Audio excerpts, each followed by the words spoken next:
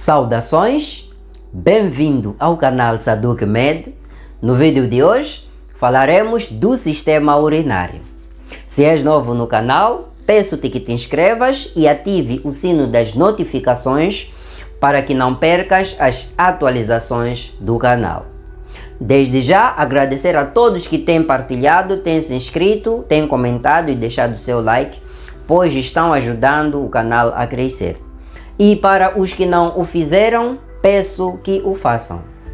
Sem mais delongas, falaremos um pouco da definição, das funções, da anatomia e da fisiologia do sistema urinário. Bem, o sistema urinário é um conjunto de órgãos localizados na cavidade abdominal e na cavidade pélvica que em comunhão agem no processo da filtração sanguínea, reabsorção, regulação do pH, regulação da pressão osmótica, regulação da pressão arterial quando estiver baixa e, por fim, a formação da urina. Então, este sistema é composto por rins, ureteres, bexiga e uretra. Os rins são órgãos pares em formato de feijões localizados na cavidade abdominal, na região retroperitoneal.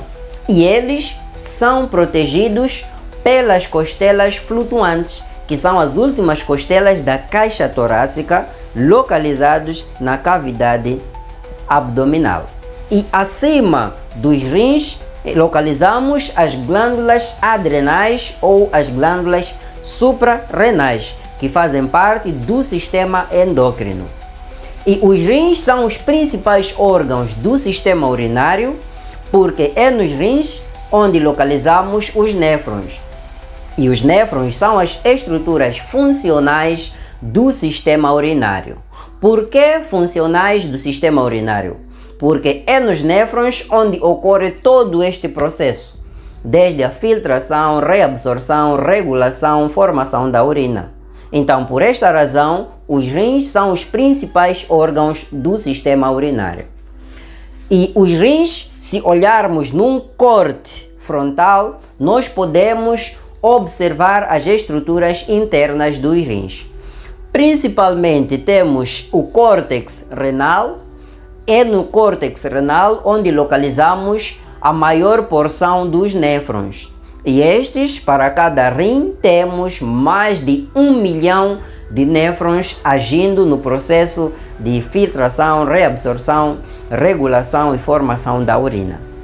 E de seguida temos a pelvis renal, que é onde é direcionada toda a urina após a formação dela. E ainda temos o cálice renal, onde encontramos uma ligeira porção dos néfrons, que é lá onde haverá excreção da urina já formada. E por fim temos o cálice renal, que é o local onde permite a conexão entre a pelve renal e a pirâmide renal. Então, esta é a composição interna do rim. E de seguida falaremos um pouco dos ureteres.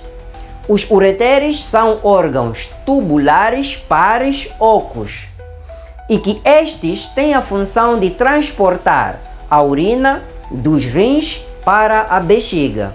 A sua origem é nos rins, é o segmento da pelve renal e desembocam na bexiga, que está localizada na cavidade pélvica. Quando vazia, quando cheia, ela sobe para a cavidade abdominal.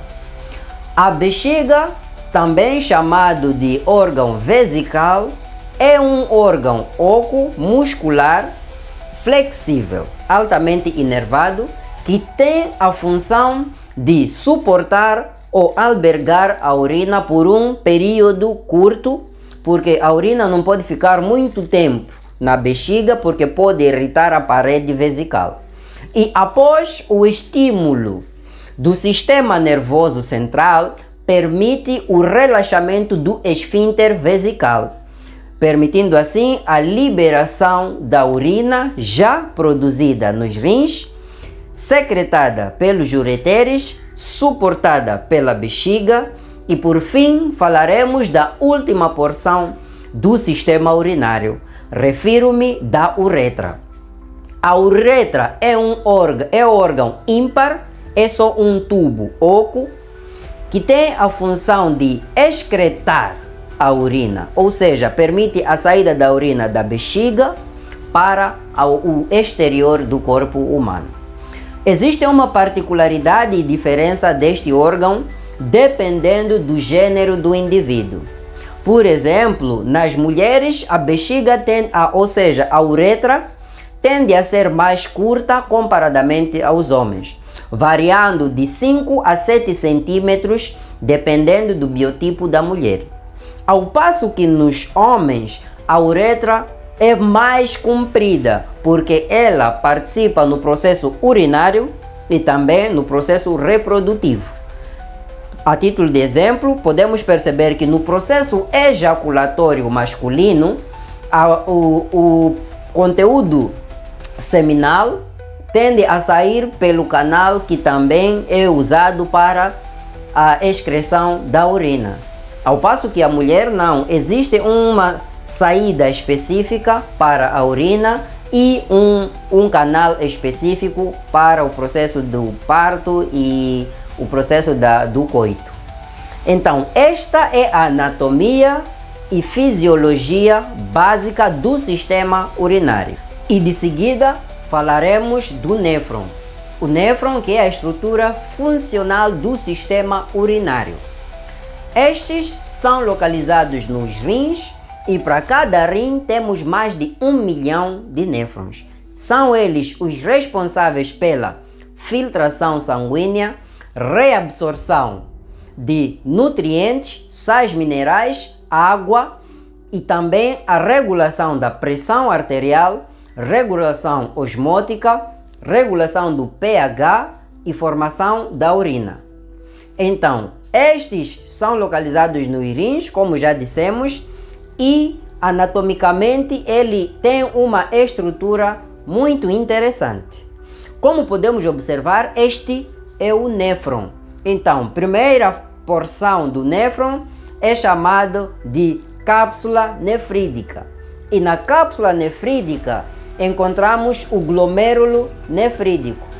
Então, este glomérulo nefrídico é resultante de junção dos capilares das arteríolas aferente e arteríola eferente, e cujas arteríolas aferente e eferente são porções que dão segmento da artéria renal. Então, a artéria renal vai se ramificando e forma ali a arteríola aferente e arteríola eferente.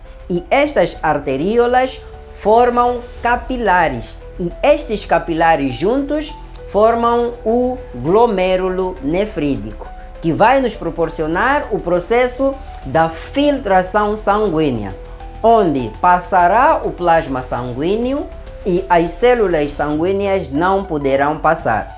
Quando as células sanguíneas atravessam a barreira ou a parede dos capilares, nos indicam uma má funcionalidade dos glomérulos, talvez maioritariamente por desidratação ou por infecção.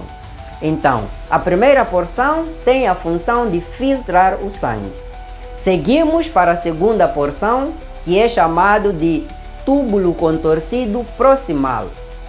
O túbulo contorcido proximal tem a função de formar a primeira urina. É aqui onde ocorre a reabsorção de glicose, sais minerais e uma pequena quantidade de água.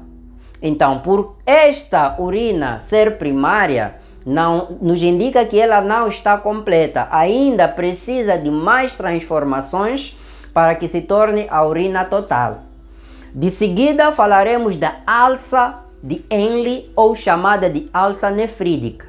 É na alça de Henle onde ocorre a reabsorção de água e reabsorção de sódio.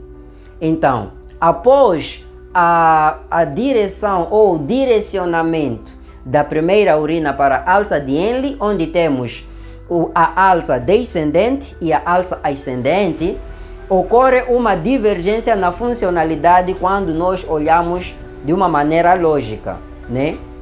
Primeiramente, este processo de reabsorção ocorre na alça ascendente, não na descendente. Por que ocorre esta confusão? Isto ocorre porque na alça ascendente ocorre a reabsorção do sódio. E por causa desta reabsorção do sódio, haverá uma fácil atração da água para os vasos sanguíneos. O que quer dizer que a arteríola, que é responsável por receber o processo da reabsorção, faz ali um X para que primeiro seja absorvido o sódio e depois seja absorvido, ou seja, seja absorvida a água. E após a absorção do sódio e da água na alça de Henle, seguimos para o túbulo contorcido distal.